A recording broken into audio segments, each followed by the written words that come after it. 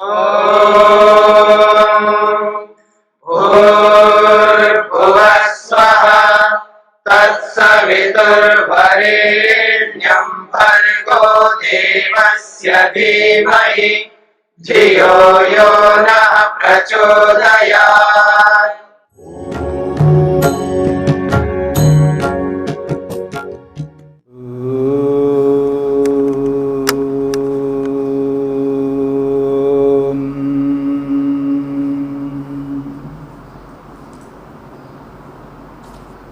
कैवल्यपाद के 17वें सूत्र को लेकर के हमने विचार किया। मन के संदर्भ में एक बहुत बड़ी बात कही गई है। मन कभी तो ज्ञात करता, यानी कभी तो मन को ज्ञात होता है, बोध होता है, और कभी मन को बोध नहीं होता है।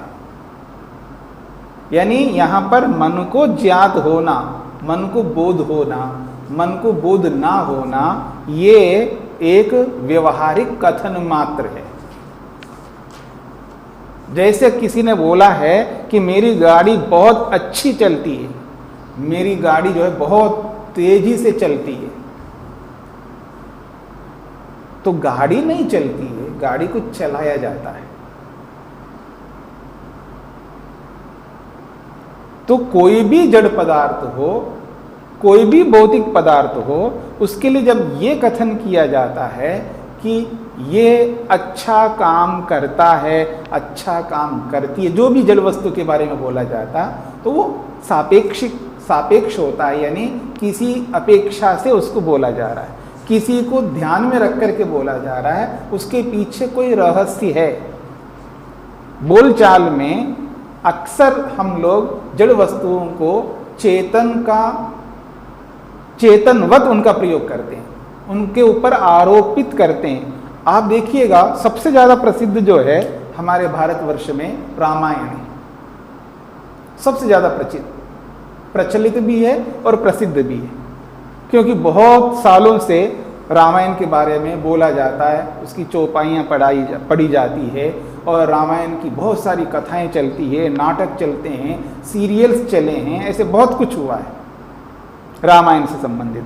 और रामायण में, वाल्मीकि रामायण में बहुत अधिक, इतना अधिक हुआ है उसमें कि ऐसा लगता है कि हो क्या रहा है। राम जैसे मर्यादा पुरुषोत्तम श्री रामचंद्र कल्पना नहीं कर सकते आप। वो नदियों से पूछ रहे हैं, पहाड़ों से पूछ रहे हैं, नदियों पहाड़ों से पूछ रहे हैं। नदी क्या है? नदी तो नदी है, पहाड़ तो पहाड़ है, सब जानते हैं, उनमें कोई चेतना नहीं है, वो कोई चेतन तत्व नहीं है, उनके पास कोई समझ सूझबूझ है नहीं, फिर भी पूछ रहे हैं पहाड़ों से, नदियों से, पत्तों से, फूलों से, पता नहीं किस किस से। ये एक वर्णन है, अलंकारिक वर्णन है। जैसे रामायण में वो जो पहाड़ों से, नदियों से जो पूछा जा रहा है, उनको चेतनवत बनाया गया है, ठीक इसी प्रकार से हम लोग भी व्यवहार में बहुत सारी चीज़ों को, वस्तुओं को चेतनवत बना करके उनका प्रयोग करते हैं। एक सामान्य व्यवहार है, इसको कहते हैं लौकिक व्यवहार। ये यथार्थ व्यवहार नहीं है, ये तो ऐसी बात है जो हम लोग अक्सर बोला करते हैं, चाहे बस में बैठे हो या आप ट्रेन में बैठे हो या विमान में बैठे हो, और जैसे हम वहाँ पर पहुँचते हैं, मेरी बात को ध्यान देना, हम वहाँ पर पहुँचते हैं, कहाँ पर? जहाँ हम जाना चाहते हैं, तो वहाँ जब हम पहुँचते हैं तो हम अपने ऊपर नहीं लेते हैं, हम आ गए हैं, चलो उतरते हैं, ऐसा कोई नहीं बोलता। उतरो उतरो अहमदाबाद आ गया, उतरो उतरो अहमदाबाद आ गया, उतरो उतरो दिल्ली आ गया, उतरो उतरो ये आ गया। वो कहाँ से आए? वो तो वहीं का वहीं है। पर व्यवहार में क्या हो रहा है? व्यवहार में ये बोला जाता है कि वो आ गया, अब उतर जाइए, यानी हम तो जहाँ का वहीं पर है, हम लोग कहीं नहीं गए, वो आया है इसलिए आप उतरो। ऐसे तो होता नहीं, हम वहाँ पहुँचे हैं, हम अपने स्थान से चल करके वहाँ तक पहुँचे हैं, वहाँ पहुँच करके हम उतर रहे हैं, लेकिन व्यवहार में ऐसा कोई नहीं बोलता है। बोलता यही है कि उतरो उतरो, दिल्ली आ गया। और सबको पता है दिल्ली, व्यवहार में यथार्थ रूप में उसी से पूछो, बोलने वाले से और सुनने वाले से, वो यही कहेंगे हम दिल्ली पहुंचे हैं, हम दिल्ली आए हैं, यही अर्थ बोलेंगे वो। तो यथार्थ रूप में जो वस्तु होती है, अर्थ होता है, वो उस बात को जानते हुए भी उस अयथार्थ को लोक में व्यवहार के रूप में, बोलचाल के रूप में ऐसा प्रस्तुत किया जाता है, और वो व्यवहार से प्रयोजन की सिद्धि हो रही है। जहां जिस व्यवहार से प्रयोजन की सिद्धि नहीं होती हो, वैसा व्यवहार नहीं किया जाता, ना शास्त्रों में किया जाता है, ना लोक में व्यवहार में किया जाता है। लेकिन जिस व्यवहार से लोक में प्रयोजन की सिद्धि होती हो, वो व्यवहार करने में कोई आपत्ति नहीं है। इसलिए यहां पर बोला जा रहा है कि ये जो हमारा मन है, इस मन को हम लोग, मन ठीक से काम नहीं कर रहा है, मन पता नहीं, मानता नहीं, मन खुद चला जा रहा है, मन तो मानता ही नहीं है। तो अब इस मन को भी हमने चेतनवत बना दिया है, पर यहां हम समझ नहीं पाते। मतलब गाड़ी को तो समझ लेते हैं, चाहे वो बस है, चाहे वो ट्रेन है, चाहे वो विमान है, उनको तो हम समझ रहे हैं, नदियों को समझ रहे हैं, पहाड़ों को समझ रहे हैं, ये चेतन नहीं है, उनको समझते हैं, उनको चेतनवत प्रयोग करके, उनको चेतनवत बोलते हुए समझते हैं कि ये चेतन नहीं है, ये खुद कुछ नहीं कर सकते हैं। इसी बात को मन के साथ जोड़ना भूल जाते हैं। जब हम भूल जाते हैं और वास्तव में मन को चेतनवत ना मान के चेतन बना देते हैं, इसलिए परेशान होते रहते हैं। मैं क्या करूं, मेरा मन नहीं मानता, मैं तो चाहता हूं लेकिन मेरा मन नहीं मानता है। तो वो यथार्थ रूप में भी ऐसे ही समझ रहा है वो व्यक्ति, ये मन मानता ही नहीं मेरी बात, यहां गड़बड़ करता है व्यक्ति। इस गड़बड़ को हमें हटाना है। इसी बात को समझाते हुए महर्षि पतंजलि, महर्षि वेदव्यास स्पष्ट करना चाहते हैं, ये जो मन है ये परिणामी है, अर्थात ये अनेक अवयवों से निर्मित एक जड़ तत्व है, इसके अंदर चेतना नहीं है, ये स्वयं जान नहीं सकता है, इस पर आरोपित किया जा रहा है व्यवहार के रूप में। इसलिए चित्तस्य तद उपराग अपेक्षित्वात् वस्तु ज्ञाता ज्ञातम, मन का उस बाहर वाले स्थित पदार्थ के साथ जब संपर्क होता है, उसके साथ संबंध होता है, उस संबंध की अपेक्षा से उस मन को उस वस्तु का ज्ञान होता है, मन को ज्ञान हो रहा है, ये आरोपित है। यानी वो मन उस वस्तु को जान रहा है और कभी नहीं जान रहा है, ये आरोप है। आरोप का मतलब है उस मन को चेतनवत बना करके बोला जा रहा है। यथार्थ में वो चेतन नहीं है, यथार्थ में बोध तो मन को नहीं होता, आत्मा को होता है। तो इसलिए उसको परिणामी यहां पर स्पष्ट किया है। अब आगे हम बढ़ते हैं 18वें सूत्र पर। महर्षि वेदव्यास ने सूत्र की एक छोटी सी भूमिका के रूप में प्रस्तुत की है। यस्य तु तदेव चित्तम विषयः, यस्य जिसको तो तदेव चित्तम, वही मन विषय बन गया।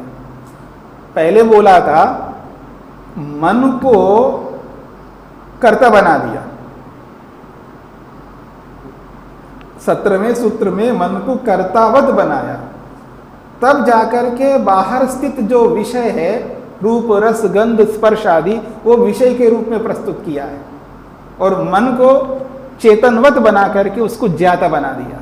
इसलिए बाहर के विषय को कभी मन जानता है और कभी नहीं जानता है। इससे ये सिद्ध करने का प्रयत्न किया है कि मन परिणामी है। अब कह रहे हैं यस्य जिसको तू, तो यस्य तू जिस आत्मा को तो तदेव चित्तम विषया, वही जो मन है वो विषय बन जाता है। रूप रस गंध आदि की अपेक्षा मन वहां पर कर्ता के रूप में, ज्ञाता के रूप में बना है, वही ज्ञाता रूपी मन यहां पर विषय बन रहा है। किसके लिए? आत्मा के लिए। इसलिए कहा यस्य तू तदेव चित्तम विषय, जिस आत्मा के लिए वही मन जो है विषय बन रहा है, तस्या उस आत्मा के लिए। वो मन कैसा होता है? तब महर्षि पतंजलि सूत्र के रूप में कह रहे हैं, सदा ज्ञात चित्तवृत्तयः तत्प्रभो पुरुषस्य अपरिणामित्वात्। वो कहते हैं सदा जाताः चित्तस्य सदा जाताः चित्तवृत्तयः। चित्तवृत्तयः, चित्त की जितनी भी वृत्तियां हैं वो सदा ज्ञाताः, वो हमेशा ज्ञात रहती है। मन की जितनी भी वृत्तियां हैं, मन का जितने भी व्यापार है, मन के अंदर आए हुए जितने भी विषय हैं, उन सभी वृत्तियों को आत्मा सदा जानता है। इसलिए कहा जा रहा है तत्प्रभो पुरुषस्य। तत्प्रभो, तत्प्रभो तस्य मनसः प्रभो, उस मन का जो प्रभु है, स्वामी है, उस मन का जो मालिक है वो कौन है? पुरुष है। तो कहा तत्प्रभो पुरुषस्य, ये पुरुष का विशेषण है प्रभु। कैसा पुरुष है? वो प्रभु है, यानी स्वामी है। किसका स्वामी है? मन का स्वामी है। तो मन को तत् शब्द से बोला है और प्रभु विशेषण के रूप में बोला है और पुरुष विशेष्य है। तो कहा जा रहा है उस मन का जो स्वामी रूप जो पुरुष है, उस पुरुष के अपरिणामित्वात्, अपरिणामी होने से, अर्थात मन का स्वामी जो आत्मा रूपी पुरुष है उसके अपरिणामी होने से, चित्तवृत्तया, मन की जो वृत्तियां हैं वो सदा ज्ञाता, हमेशा ज्ञात रहती है। अर्थात मन की वृत्तियों को आत्मा हमेशा जानता रहता है। एक बात समझने का प्रयत्न करिएगा।